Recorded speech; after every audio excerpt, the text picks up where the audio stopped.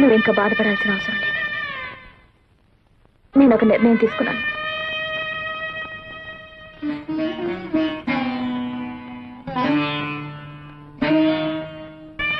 ఈ ఇంట్లోంచి వెళ్ళిపోదాం అనుకుంటున్నాను. అవునమ్మా, నేను నీ రక్తం పంచు పుట్టిన బిడ్డను కాను. ఎందుకంటే బావని పెళ్లి చేసుకుంటాను, ఆశీర్వదించమని నాయనమ్మని అడిగితే నన్ను ఆశీర్వదించలేదు. నేను పరాయిదాన్ని కాబట్టే కదా.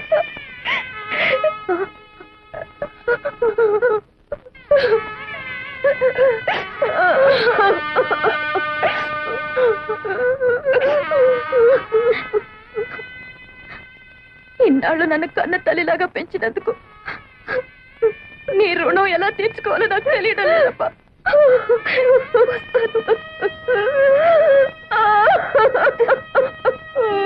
శోభ,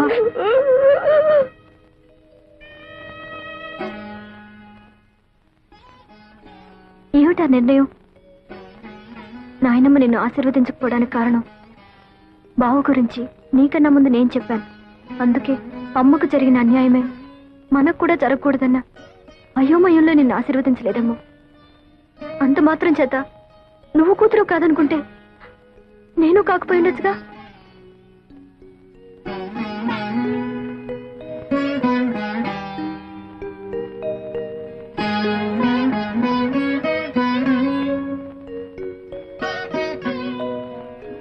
పంతొమ్మిది సంవత్సరాలు నువ్వు పంచి ఇచ్చిన మమకారం మర్చిపోయి 9 నెలలు ఎవరు నీ గర్భంలో పెరగలేదో తెలుసుకోవడానికి ఇన్నేళ్ల తర్వాత నా గడప తొక్కేవా తల్లి. అయినా పసిగుడ్డుగా ఉన్నప్పుడే నీ పక్కలో ఒక పిల్లని పడుకోబెట్టాను. వాళ్ళల్లో ఎవరు నాకు మాత్రం ఏం తెలుసు? ఎవరు సొంత బిడ్డ కాదు అని తెలుసుకోవడానికి నువ్వు నా దగ్గరికి వచ్చావని వాళ్ళకి తెలిస్తే ఆ పసి హృదయాలు ఏమైపోతాయి? ఏం చేయాలో తోచడం లేదత్తయ్య. మిమ్మల్ని కష్టపెట్టిన పాపం నన్నిలా ఏడిపిస్తుందేమో.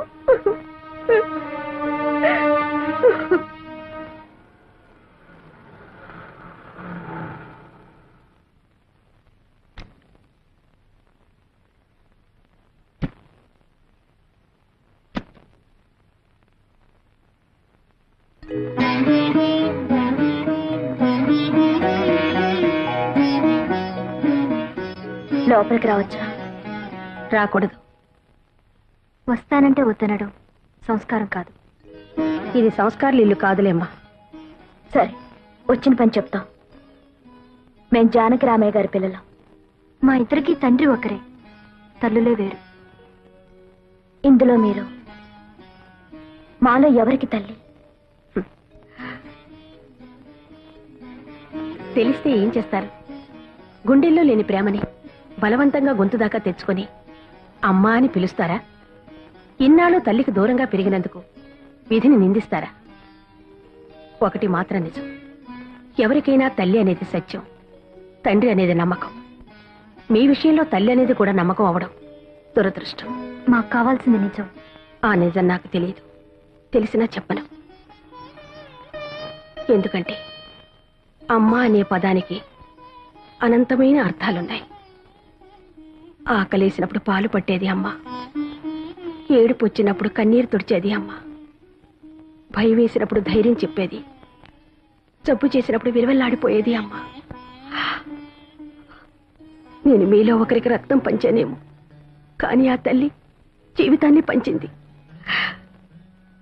కేవలం 9 నెలలు కడుపులో మోసిన నేరానికి 19 ఏళ్లు పెంచిన తల్లిని గుండెల మీద తన్ని రావడం మాతృద్రోహం.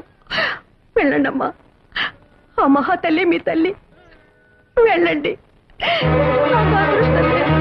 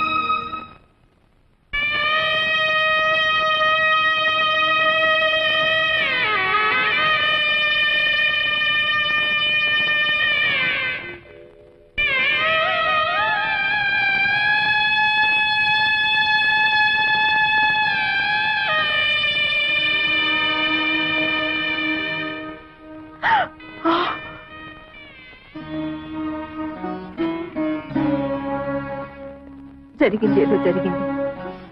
20 ఏళ్లుగా మిమ్మల్ని క్షోభ పెట్టి నేను నరకాన్ని అనుభవించాను. ఇప్పుడు అదంతా తవ్వుకుని ప్రయోజనం లేదు. నా బ్రతుకులోని దురదృష్టం నా కూతుళ్ళ బ్రతుకులో కూడా జరగకూడదనే నా కోరిక. ఈ సమస్య ఎవరి వల్ల ఎలా వచ్చినా నాకు కావలసింది పరిష్కారం. చెప్పండి, ఏం చేయమంటారు? పిచ్చిదాన్ని, నాకు చెప్పే అర్హత స్వతంత్రమే ఉంటే 20 ఏళ్లుగా నీ ముందు మోగవాడిగా ఉండవలసిన అవసరమే ఉండేది కాదు.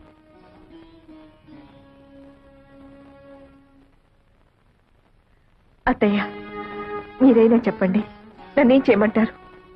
బ్రతుకు చివరిలో ఉన్నదాన్ని నాకేం తెలుస్తుందమ్మా? బ్రతుకు మొదట్లో అడుగు పెట్టబోతున్న వాళ్ళని అడుగు. భగవంతుడా, నాకు పిచ్చెక్కిపోతుంది. నేనేటో తెలుసుకోలేకపోతున్నాను. అమ్మ శోభ, మీరేం పసిపిల్లలు కారు. ఈ సమస్య కొని తెచ్చుకుంది మీరు. దీనికి పరిష్కారం కూడా మీరే తెలుసుకోండి. నా వల్ల కాదు, నా వల్ల కాదు.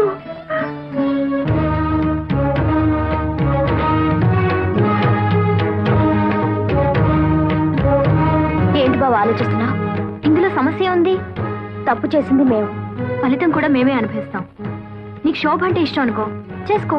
నీకు నీరు మీద ఇష్టం ఉందనుకో, చేసుకో. దాన్ని చేసుకుంటే నేను ఉరేసుకుని చచ్చిపోను. దాన్ని చేసుకుంటే నేనేం విషం మింగి చావను. నాకు కావాల్సింది నీ ఆనందం, నాకు కావాల్సింది నీ సంతోషమే. నీకెవరిష్టమో చెప్పు బావా, మాకెవరైనా ఒక్కటే. చెప్పు బావా, చెప్పు బావా, చెప్పు బావా, బావా చెప్పు, చెప్పు బావా, చెప్పు, చెప్పు బావా. వెంకటరమణ, ఎక్కడున్నావు స్వామి?